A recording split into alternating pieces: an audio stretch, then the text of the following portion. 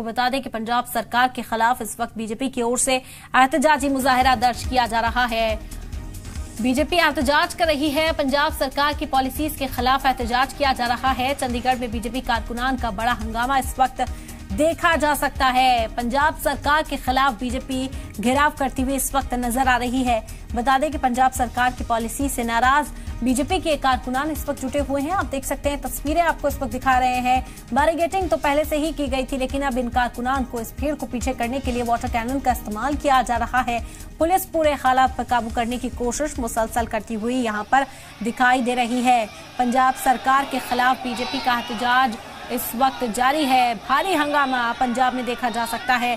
बता दें कि बीजेपी के जो कारकुनान हैं, जो बीजेपी से वाबस्ता लोग इस वक्त इस एहतजाज में जुटे हुए हैं और एहतजाजी मुजाहिरा दर्ज कराकर अपनी नाराजगी का इजहार कर रहे हैं। नाराजगी पंजाब सरकार की पॉलिसीज से। बता दें कि पॉलिसीज के खिलाफ ही एहतजाज इस वक्त जारी है। हाथों में पोस्टर, बैनर, तख्तियां लेकर कारकुनान बड़ी तादाद में यहां पर जुटे थे, लेकिन भारी भीड़ को देखते हुए पुलिस ने सख्त इंतजाम किए गए थे जो फेल होते दिखे। तो अब वाटर कैनन का इस्तेमाल कर पुलिस इन्हें पीछे हटाने की कोशिश में जुटी हुई है।